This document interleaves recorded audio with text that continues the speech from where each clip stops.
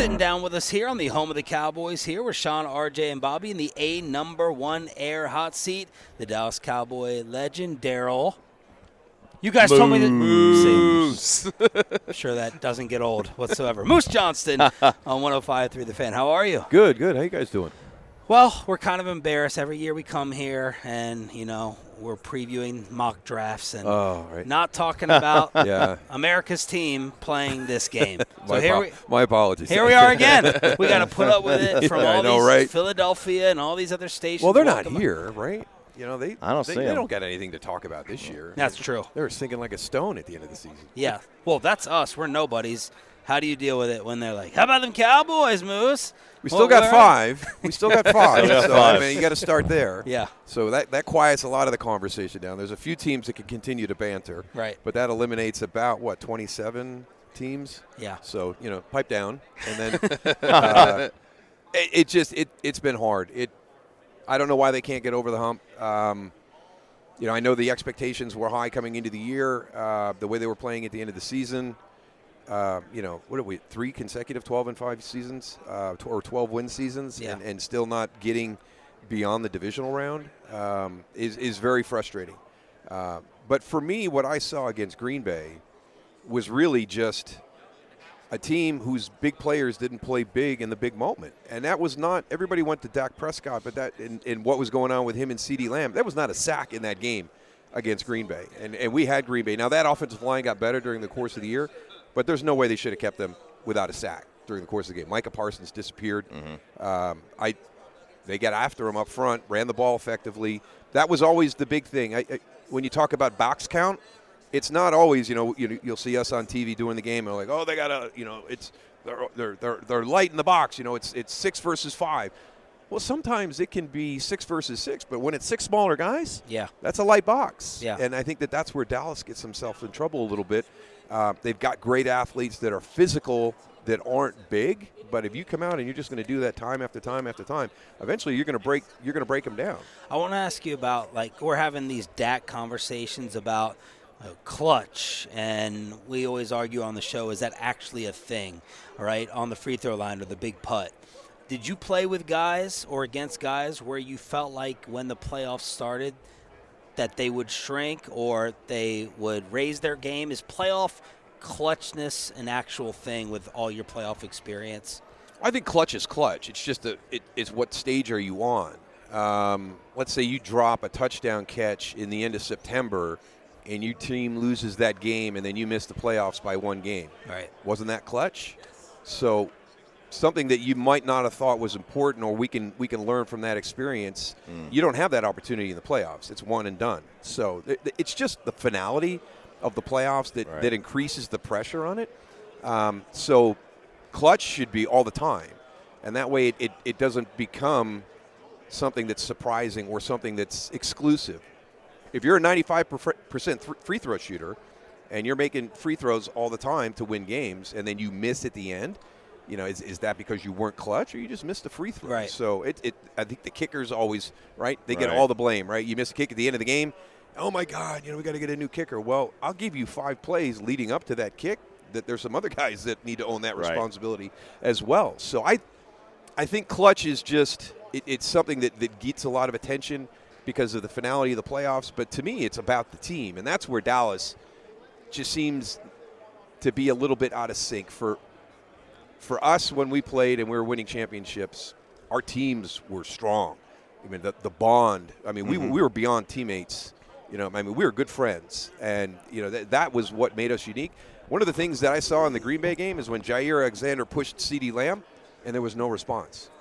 Yeah, that's when I was like, could you imagine pushing Michael Irvin in that situation? And what would have happened? Alvin Harper.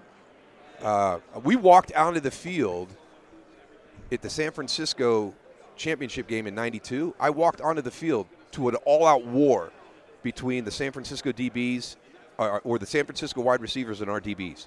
They were fighting pregame.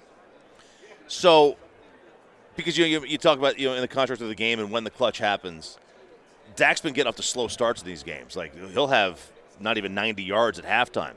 When you go into a game and you don't perform going into the game and a big spot like that in a playoff game, That's not necessarily. Is that like nerves? Is that just bad preparation leading into it? What is that? It's bad football, really. I don't know what it is. I don't think it's going to be preparation, right? Mike McCarthy and Dan Quinn aren't going to leave you unprepared going into a game like that. So it comes down to execution. And I think it was one of the things that Greg Olsen and Kevin Burkhardt were talking about during that game is CeeDee Lamb and Dak Prescott are not in sync right now. How do you get out of sync? After like a record-setting season right? between the two Both of them. Both of them. Why in that moment are you guys not seeing things the same way? So, there was just so many things that happened in that game that were unexplainable. But the biggest thing, to go right to Mike McCarthy, to go right to Dak Prescott, take a step back and look. It was everywhere. It was everywhere that day. Moose Johnston here on The Fan. Where are you when it comes to Dak in the future and extending him and having him be the guy versus he just can't get it done in the postseason? Time to move on. Where do you stand with Dak as the future quarterback? I think you have to take a long, hard look at this one. He's had opportunities. I really thought the biggest one that he let slip through his fingers was last year in the divisional round against San Francisco. Down 8 with the ball in your hand. It was 3 of the worst plays, and then that fourth play to Ezekiel Elliott was, what is that? Yeah. So I think that there has to be a look at what you want the future to be, because we see what happens to these teams when you sign that contract. When that contract goes out to the quarterback, and all of a sudden now you've already got salary cap issues in Dallas to begin with.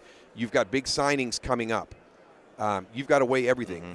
Will McClay's got to look out to that future and say, okay, who's coming down the road that we have to have moving forward on a big contract?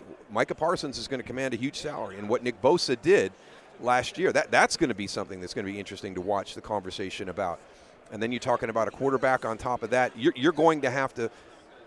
The more you sign players to those types of deals, the more important it is for you to have those guys perform in those big moments. And if they're not performing in those big moments, can you afford to shrink your cap down to 3, 4, 5 guys and then play with a supporting cast that you may have concerns about? There around here, there's been a lot of discussion from fans, analysts, everybody else, just trying to go like, why, with how consistently good for the most part Dallas has been over 27 years. I mean, they've had some down periods, but generally they've been one of the better teams in the NFC over that time period. How they've just had this string where they cannot get it done in the postseason. And a lot of people lately seem to be shifting it to, hey, this is just kind of a circus over here, and it's really tough to focus on the things that matter in relation to football with the circus. Obviously, you spent your whole career here, but now kind of like traveling around, seeing different facilities during the week, doing prep, and kind of seeing how other teams run and function. Is it that much different? Is it that radically different here in Dallas compared to the other stops around the NFL? Yeah, it's very different in Dallas. I think one of the things you hear, we talked about Philadelphia right before we came on air, and you'll hear Jalen Hurts say, keep the main thing the main thing. What is the main thing in Dallas? That's the question that you have to answer. What is your main thing? Is it football? Is it winning championships? Is it the brand? What is the main thing? And if you're keeping the main thing, then great. That's what you have to do. But I think a lot of people feel that football has to be the main thing, and maybe football is not the main thing. And is that as having those sideshows or having it to where it's sideshows is a bad word, but that struggle? With distractions, right? Distractions. We talk about it during the year. Yeah. You don't want to have any distractions. When you are creating distractions, they're hard enough to deal with when they just pop up. When you create distractions, and not only a distraction, but what would we call a distraction on a daily basis? When distractions become routine, now it's hard. It's very, very challenging for the players. Moose, we're trying to fill Dan Quinn's spot. They reportedly just interviewed Rex Ryan, or we just found out about it. Rex Ryan, Mike Zimmer, Ron Rivera, Wink Martindale from within. What are your thoughts on some of the potential fits? Love Wink Martindale. I think Wink Martindale's defense fits the personnel that Dallas has right now. I mean, we all know Mike Zimmer. Mike Zimmer is awesome. Plays it a little bit different than Wink does. Rex Ryan's been away from the game for a while, so how does that weigh into this whole scenario? Ron Rivera is one of the greatest guys you'll ever meet. But as a defensive-minded head coach and bringing in Jack Del Rio, and you had those 4 guys up front, how did you not do more damage defensively during the course of the time? So, nobody's going to be the perfect fit.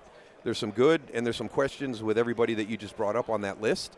But for me, I think one of the more intriguing ones would be is Wink Martindale, because of the way he plays his scheme, the pieces that are already in place for Dallas. You have to be smart to play in Wink Martindale's defense. So if they feel that they can do that, that's where guys get home. We talked about it with Jim Johnston, right? And that's one of the reasons I would lean towards Ron Rivera. Jim Johnston was the hardest defensive coordinator that we played against back in our day. And we always laughed. There's going to be a free runner to the quarterback at some point, and how quickly can you adjust? And then how quickly is he on to the next way to get another free runner after your quarterback?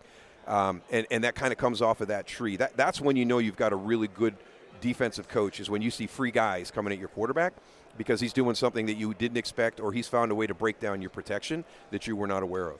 What do you see as some of the roster needs that the Cowboys should address in the offseason? I don't think you can ever have enough dominant edge rushers. When you see what Micah was able to do when he has somebody that you have to worry about that's out there with him, I think you got to kind of figure out exactly what you want him to be. Is he a stack linebacker? He's an edge guy. What do you want his role to be? Where does he give the defense the best opportunity to be successful and be one of those guys that can disrupt the game? So there's a lot of things that they have to answer internally. I'd like to see him get a little bit bigger at the second level. I know the linebacker position is very undervalued now, but you're starting to see teams, when we get to playoff football, we hear it all the time, we got to be able to establish the running game. And I think that was one of the weak things. I think Buffalo exposed Dallas late in the season, that you can get out there and run the football against these guys and control the clock, keep Dak and keep CD and keep all those guys on the offensive side of the ball off the field. That's how you do it. And that's – they've got to find out what they want to be as an offensive identity and start moving towards that way and be consistent all through the year. Is Micah too small, like to not wear down at the end of the year, like in the postseason?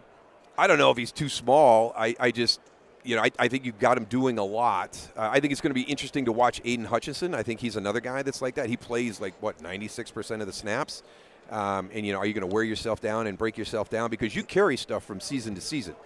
I mean, you start your first year and you're here, and then you're just you're trying to maintain that whole way. You just never want to drop during the course of the year, and that's one of the areas where I think the NFL is making a mistake. They're not allowing the players to be around their facilities long enough to make sure that their bodies are ready for the physical contact and the physical stress that they're going to apply for the next 24 weeks through the month of January. So I would like to see the NFL loosen restrictions and allow the guys to start training a little bit harder in their facility, not in South Florida, not in Arizona. Come to the facility with your players, with your strength coach, and train. I think that's where we separated ourselves. We have Mike Wojcik as our strength coach. There's been two teams that have won 3 Super Bowls in 4 years. Mike was the strength coach for both of them. Coincidence? I don't think so. I think it's the way he does stuff. And those teams were healthier, stronger, and angrier at the end of the season. Broadcaster Daryl Moose Johnston here on 105.3 The Fan. Your broadcasting advice for Tom Brady. I'm talking about from an X's and O's standpoint. What was hard for you to pick up on or learn or get adjusted to while calling games, person in your ear, cameras, the TV business? Can you give pieces of information that are interesting and help people learn and build a passion for the game in the short amount of time that you have? It's easy on radio. We can sit here, we can get into details, and we can talk a little bit longer. But football moves very quick. It moves quicker every year with the pace of play and the style of offense that we see in the NFL. Can you be good at sharing your knowledge with the fans and be concise in a short amount of time? Let's talk about the UFL.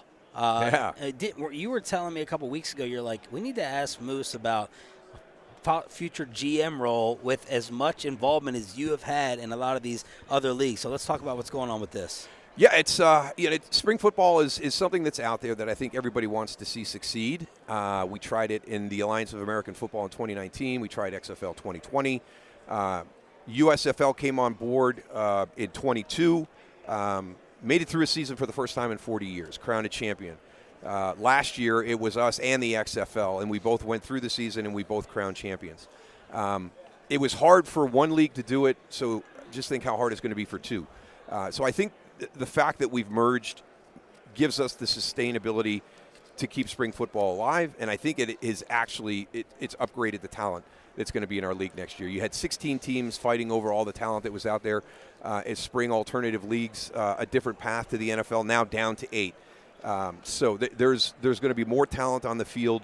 I think it's going to be competitive. We blended coaching staffs.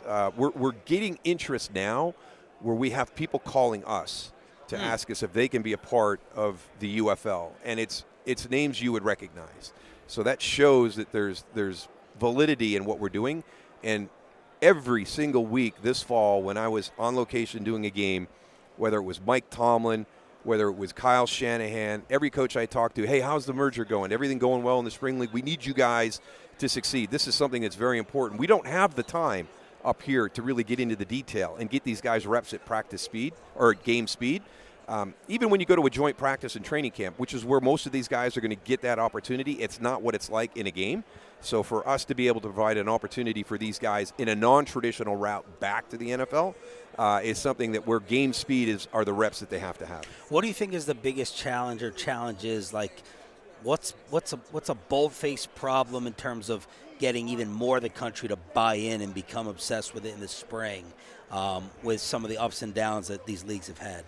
I think really a little bit with the spring is where is that sweet spot where we let the NFL finish their Super Bowl and give enough time to create that appetite for the football fan to want to rejoin. Then you've got to go up against the NCAA tournament. Then you got to go up against the Masters. So there's a couple of iconic sports events in the spring that you're going to have to deal with. And you have to be comfortable rating-wise that if we're playing on Masters weekend, our ratings might not be as good. If we're playing during the first week of the NCAA tournament, our ratings might not be as good. Once you get beyond, in my opinion, week 1 of the NCAA tournament, I think then the games kind of start to spread out and we can find some windows in there to have our broadcasts go on air where we're not in direct competition. So I think we've just got to be real creative and just keep it front of mind for everybody and have great stories to tell. And we do. You know, we've got Cavante Turpin. We've got Brandon Aubrey. I mean, we've got 2 in Dallas that are, I mean, they're fairy tales. Yeah. I mean, the guy played soccer. He was doing a corporate job, and then his wife tells him you should try kicking, and the next thing you know, he's battling against Justin Tucker in a game of tic-tac-toe on Pro Bowl week. Daryl, Moose, Johnston here on 105 through the Fan. Last one. Did you have similar GM aspirations as Aikman? How much interest did you have in that field? Aikman got his from me. Don't put him ahead. Don't put him ahead. I was the first broadcaster. Yeah. I was the first league guy. He's following in my footsteps. That's right. Copycat league. That's right. Yeah. Copycat league. Hey, man, thank you so much for sitting Fullbacks down. always lead. Always remember that. There we Fullbacks go. always lead. What a line to end it on. There's the Moose in the number 1 air hot seat on the home of the Cowboys.